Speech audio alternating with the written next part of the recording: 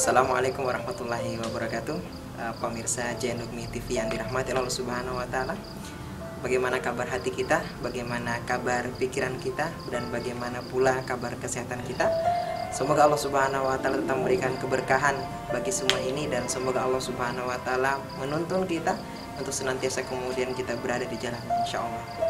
Baik, pemirsa Jainukmi TV yang dirahmati Allah Subhanahu wa taala, untuk kali ini akan kami berikan sepintas nasihat, seutas ilmu, dan sedikit wejangan buat teman-teman semuanya, buat Anda pemirsa. Semoga bisa menjadi inspirasi hidup kita, dan semoga bisa menjadi semangat untuk menjalani hari-hari yang akan kemudian kita lewati nanti, insya Allah.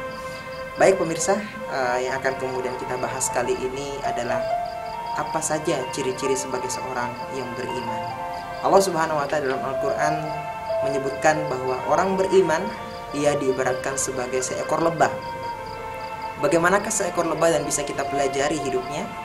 Yang pertama, seekor lebah ini adalah dia yang ketika mencari nektar, dia kemudian harus menghinggapi mahkota-mahkota bunga sebelum kemudian dia menghisap atau meresap nektar dari dalam bunga tersebut. Namun yang kita perhatikan di sini pemirsa, lihatlah seekor lebah yang ketika dia menghinggapi mahkota bunga itu, dia sama sekali tidak merusak, sama sekali tidak menyobek mahkota dari bunga tersebut. Bunga tersebut bahkan semakin indah ketika kemudian dia tumbuh, semakin berwarna dan semakin banyak kelopak bunganya. Itulah salah satu dari bantuan lebah terhadap bunga-bunga tersebut. Yang kedua yang kita lihat dari sang lebah adalah yang dia isap adalah nektar dari bunga tersebut. Maka ketika kita lihat tadi, seorang beriman yang kemudian dia tinggal dimanapun, yang kita ibaratkan tadi lebah, dia hinggap di kelopak bunga, maka seorang yang beriman toh juga harus seperti itu. Dia harus seperti itu ketika dia berada di lingkungan manapun, dia tinggal dimanapun, dia berada dimanapun. Maka yang pertama, dia harus kemudian tidak memberikan gangguan, dia kemudian harus bermanfaat, dan paling tidak dia menjaga keamanan lingkungan di mana kemudian dia bertempat tinggal. Dia kemudian harus menjaga silaturahim dengan tetangga, dan dia sama sekali tidak memberi keributan apapun. Itulah orang yang beriman. Ketika dia tinggal dimanapun, dia tidak memberikan sesuatu yang kemudian membuat orang lain terganggu. Yang kedua, yang diisap oleh seekor lebah adalah nektar. Artinya apa, pemirsa sekalian? Seekor lebah ketika apa yang kemudian dia konsumsi, apa yang kemudian dia telan, apa yang kemudian dia resap, apa yang kemudian dia baca, apa yang kemudian dia lihat, semuanya adalah sesuatu yang baik-baik, semuanya adalah sesuatu yang halal. Ketika dia mencari nafkah, maka dengan jalan yang baik. Ketika kemudian dia membaca, maka dia membaca buku-buku yang baik. Ketika dia mendengarkan pun, maka dia akan kemudian mendengarkan hal-hal yang baik-baik pula. Itulah ciri kedua orang beriman. Sesuatu yang dia isap, sesuatu yang dia resap, sesuatu yang dia pelajari, sesuatu yang dia konsumsi untuk kekuatan tubuhnya adalah sesuatu semuanya yang baik-baik. Baik itu adalah fisik, objek dari sesuatu yang kita ambil, atau dengan cara apa yang kemudian kita lakukan. Banyak orang yang kemudian yang dia makan adalah sesuatu yang baik, yang bergizi. Tetapi tidak semua orang kemudian melakukan itu dengan cara yang halal atau dengan cara yang baik. Karena Allah Maha Baik dan hanya menerima hal-hal yang baik pula. Baik, berikutnya pemirsa sekalian, seorang yang beriman yang diibaratkan sebagai seekor lebah adalah dia yang ketika seekor lebah ini, ketika kemudian dia berterbangan, dia menjalani hidupnya adalah dia menjalani dengan hidup yang anteng, yang kalem, tidak mengusik siapapun. Tapi hati-hati dengan seekor lebah, apalagi dengan komunitas lebah, apalagi di sarang lebah.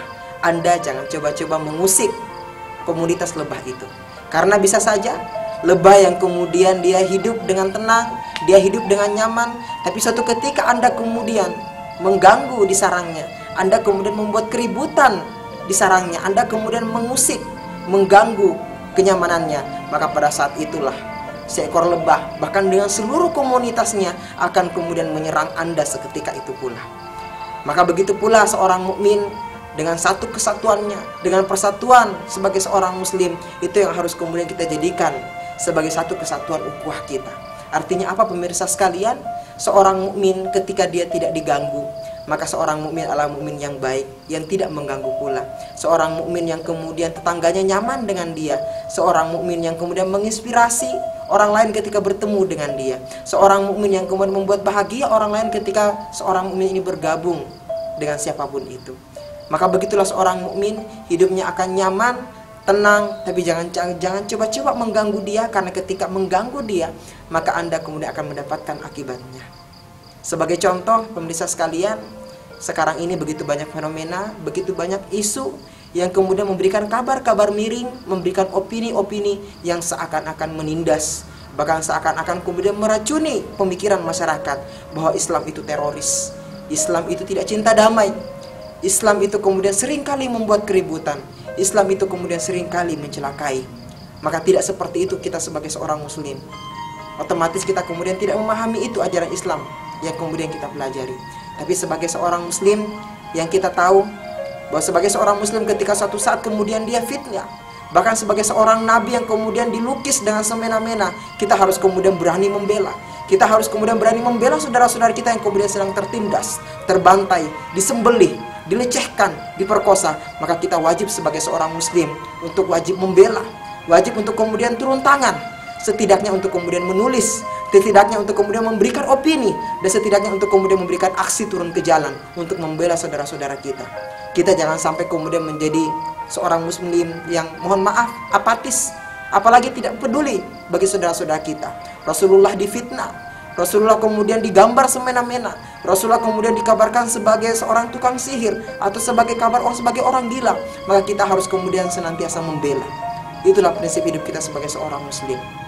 Seekor lebah, Allah pun memberikan pengibaratan seperti ini, bisa kita temukan dalam Al-Quran di surah An-Nahl, yang artinya lebah. Maka itulah seorang muslim.